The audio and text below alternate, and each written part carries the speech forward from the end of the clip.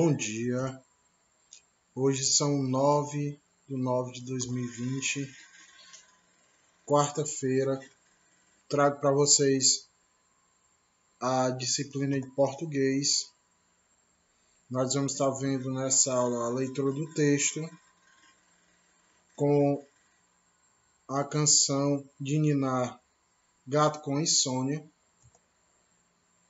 história da semana, o mistério do boto, que eu vou estar enviando um vídeo complementar, tá bom?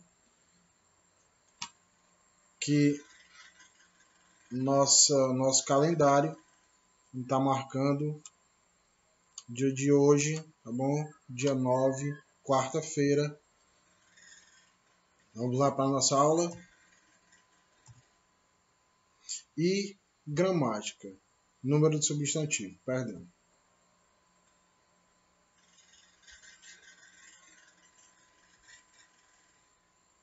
E aí nós temos ron, ron, ron, ron, ron. Ron, ron, ron, ron, ron. Ron, ron, ron, ron, ron. Ron, ron, ron, ron, ron. Aí eu pergunto a vocês: qual palavra se repete em todo o poema? É a palavra ron. Tá bom? Vocês podem estar depois acompanhando e dando observando melhor no livro de vocês, ok? Então, o vocabulário: canção, composição poética feita para ser cantada ou canto, né? Que é um poema, como eu citei no slide anterior. Nós temos insônia, que é o que relata o nosso texto. Falta de sono, dificuldade prolongada e anormal para adormecer, incapacidade de dormir adequadamente. Quando o papai ou a mamãe às vezes fica sem dormir, que o sono não tem sono, esse distúrbio se chama insônia, tá bom? Que nem a gente viu, falta de sono, dificuldade prolongada e anormal. E por último, ninar, fazer adormecer, né? Que muitas vezes essa palavra é usada para colocar os bebês para dormir. Canção de ninar, coisas do tipo, tá bom?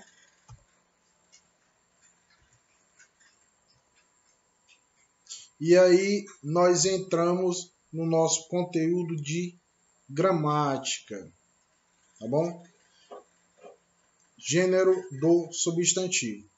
Em número, os substantivos flexionam-se em singular. Criança, cão e cebola. O que é que ele está querendo dizer isso? Não muda, não tem alteração. E a partir do momento que passa para o plural, é acrescentado a letra S. Grande parte dos substantivos, lembra da aula anterior, substantivo próprio, substantivo comum, formam plural através do acréscimo do S, da letrinha S, tá bom? Então aqui nós temos exemplos, ó. Abacaxi, abacaxis. Aqui o nosso Szinho aqui, ó, sendo colocado na palavra. Acordam, acordãos. Acordão, acordãos. Bênção, bênçãos. Carta, cartas. Cidadão, cidadãos. Cortesão, cortesãos. Tá bom? Esse é um exemplo muito simples, só nos informando do acréscimo. O que quer dizer acréscimo? Colocar, acrescentar, colocar. A letra S, tá bom? Simplesinho, nada demais. Plural dos substantivos terminados em A, tio e O. A maior parte das palavras terminada em A, tio, O, vira O, E, S. O, tio, E, S. Vamos ver um exemplo? Botão, botões. Olha aqui, ó. Como disse o nosso exemplo, ele é terminado em ATO e é modificado e colocado O tio S, tá bom? Então, canção, canções. Lembra também do som que a gente faz. Botão, botões. Canção, canções. Eleição, eleições. Fração, frações. Ladrão, ladrões. Lição, lições. Então, mais uma vez, né? Troca-se o A tio O por O tio S, tá bom?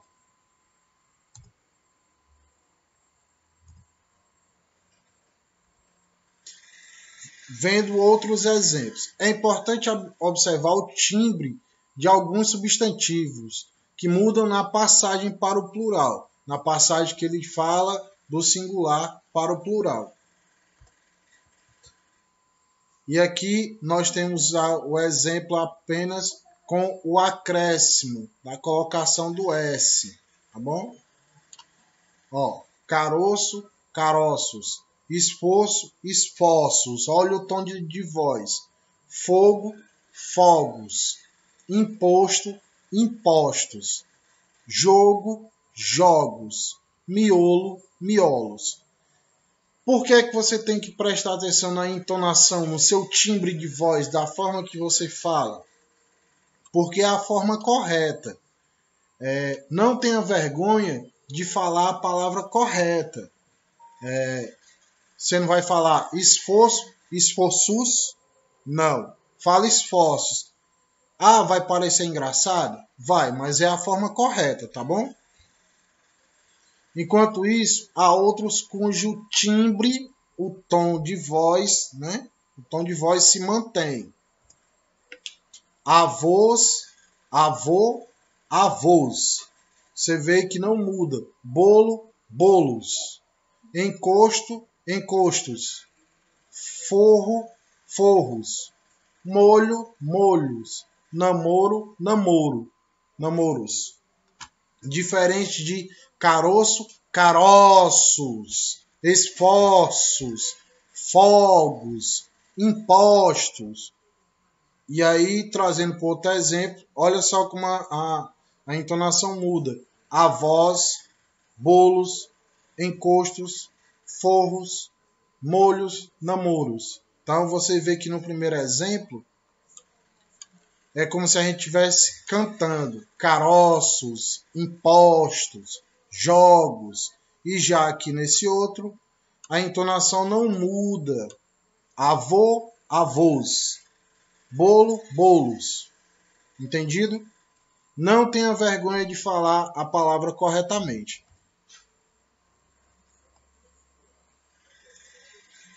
Plural de substantivos terminados em consoantes. Substantivos terminados em consoantes R, Z e N formam o plural com acréscimo de ES. Vamos ver um exemplo? Abdômen, abdômenes, abdômenes. Açúcar, açúcares. Olha a entonação como muda. Cartaz, cartazes. Canon, canon, canones. Feitor, feitores. Giz, gizes. Ah, professor, é engraçado falar dessa forma. Não tem problema nenhum. Então, que nem está explicando aqui, ó. R, Z e N, tá bom? E aqui nós temos, ó, o N, o R, o Z. Não precisa ter vergonha, não é nada demais. E os substantivos, que nem a gente viu na aula anterior, da família silábica do AL, EL, AL, EL, OL, UL. São trocados por IS. Então, o que é que ele está querendo dizer? Toda palavra que termina com AL, EL, OL ou UL vai mudar. Você vai pegar essas duas letrinhas e trocar por essas duas, ok? Vamos ver um exemplo? Álcool, álcoois. É engraçado? É, mas não tem problema. Animal, olha só, terminado em AL. Animais. Anzol, anzóis. E olha o timbre da voz, como muda. Farol, faróis. Móvel, móveis. Nível, níveis. E aí nós temos as exceções. Cônsul, consuleis, que é o plural de cônsul. Mal, males. Real, quando ele fala aqui desse real com R maiúsculo. Moda antiga, que é a palavra réis. Réis.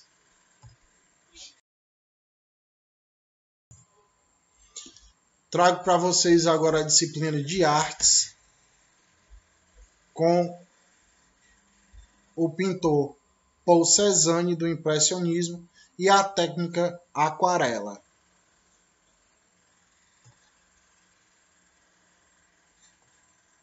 Aquarela, aquarela com Q ou aguarela, é uma técnica de pintura em que os pigmentos, a tinta, são geralmente dissolvidos em água ou são utilizados suspensos sobre suporte. O que é que ele está querendo dizer com isso? Você pega a tinta, dissolve um pouco da tinta que está lá no potinho, né? Seja ele tinta guache, tinta de água, tinta acrílica, você coloca um pouco de água para diluir, certo? Então aqui, ó, trago um exemplo de pintura. Essa pintura ela foi feita com essa técnica de aquarela, né, que é a tinta dissolvida em água. Estima-se que essa técnica, a aquarela, tenha surgido há cerca de 2000 anos na China, simultânea ao surgimento do papel e dos pincéis de pelos de coelho. Os principais suportes utilizados na aquarela são o papel com alta gramagem, que é diferente dessa folha de papel ofício, são outros tipos de papéis, né? Cascas de árvores, plástico, couro, tecido, papiro e a própria tela. E aí nós temos mais outros exemplos, né? Essa outra obra aqui, ela é de Vassily Kandinsky, né? E que existe várias formas de pintura com aquarela, tá bom? Não é nada difícil, mas a base é a tinta tem que ser diluída em um pouco de água. O que é que eu estou querendo dizer? Você não vai pegar, colocar um pouquinho de tinta e colocar um copo com água, não. Não, você vai botar pouca tinta até ela diluir, ficar mais fina, tá bom? Então chegamos ao Paul Cézanne, que é esse rapaz nessa imagem aí. Paul Cézanne foi o pintor francês do movimento pós-impressionista, dono de um espírito inovador, mente brilhante e um temperamento difícil. Ele destacou-se na pintura e ainda influenciou grandes artistas como Matisse e Pablo Picasso. O que é que eu posso dizer desse artista, desse pintor? Aqui eu também trouxe a imagem de Matisse, né, que é esse senhor de óculos aqui, e um exemplo da pintura dele, né? Também trouxe a imagem de Pablo Picasso, e como vocês podem ver. Então, professor, quer dizer que esse homem aqui influenciou esses outros dois? Sim, com certeza. Porque eles são contemporâneos, eles vêm depois, tá bom? Eles vêm depois do Paul Cézanne. Principais obras e características.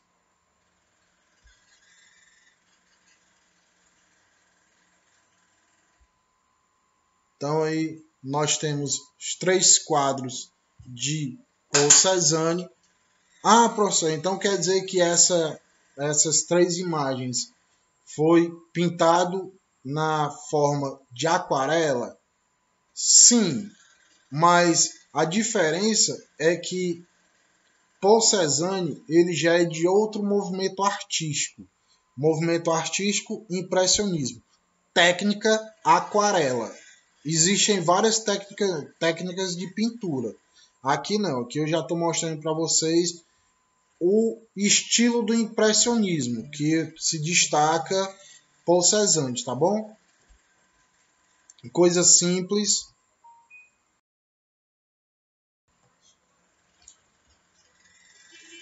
E agora nós vamos ver cidadania moral e ética com justiça. E a imagem da justiça.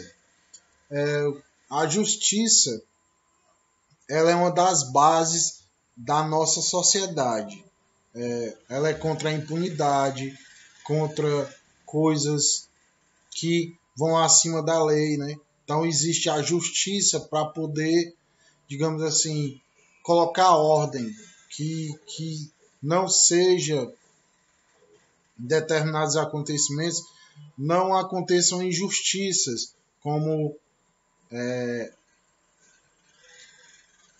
desmerecimento ou você ser culpado de uma coisa que você não fez, tá bom? Então, justiça é um conceito abstrato. O que é que ele quer dizer com isso? Que não dá para se pegar. Justiça. Justiça. Você fala a palavra justiça, mas não existe como você pegar nela. Como um exemplo, uma caneta que você pode pegar, tá bom? Justiça é um conceito abstrato que se refere a um estado ideal de interação social, né? Sociedade, em que há um equilíbrio que por si só deve ser razoável e imparcial. Então, ele não deve ver se você é preto, se você é branco, se você é alto, se você é magro, se você é indígena, se você é rico, se você é pobre. A justiça não vê isso, ela é imparcial. Perdão. Entre os interesses e riquezas e oportunidades entre as pessoas envolvidas em determinado grupo social.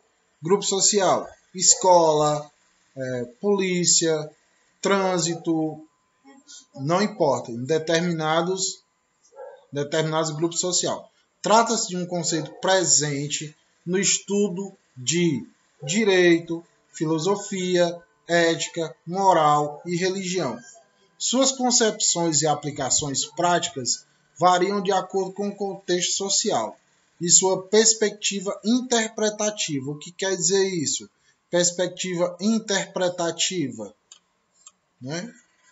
É a sua visão, é a sua interpretação do certo e do errado. Você cometer justiça ou injustiça, sendo alvo de controvérsia entre pensadores e estudiosos. Em um sentido mais amplo, pode ser considerado como um termo abstrato, que designa o respeito pelo direito de terceiros. Então, você ter respeito por outras pessoas, né? Não cometer injustiça. A aplicação ou reposição do seu direito por ser maior em virtude moral ou material. A justiça pode ser reconhecida por mecanismos automáticos ou intuitivos nas relações sociais, ou por mediação através dos tribunais, através do Poder Judiciário, que é o Poder Judiciário que executa as leis. Na Grécia, a justiça era representada por uma deusa, Temis, e mais tarde disse que era representada de olhos abertos, né? Como vocês já devem perceber, existem dois símbolos, né? A mulher vendada, né? E a balança. A balança porque ela representa o equilíbrio. Já na Roma Antiga, a justiça, Lustitia, era representada por uma estátua com olhos vendados, cujos maiores máximos seriam, a maior regra, maior máximo seria: todos são iguais perante a lei, e todos têm iguais garantias legais, ou ainda, todos têm direitos iguais. A justiça deve buscar a igualdade entre os cidadãos. Então, como você pode ver, esse é a trindade da justiça. Mais uma vez, todos são iguais perante a lei, todos têm iguais garantias legais. Isso quer dizer o quê? Que a lei é para todos, ou ainda, tem direitos iguais. Não importa se é branco, se é rico, se é pobre, se é alto, se é baixo, os direitos são iguais, tá bom? E para encerrar, eu trago aqui para vocês a justiça romana. Aqui é o nosso símbolo, né, que é usado no símbolo da justiça brasileira. E aqui nós temos a justiça grega. Como eu li no texto do slide anterior, ela não usa venda nenhuma, tá bom? Então, esse foi nossa aula de CME. Espero que tenham gostado.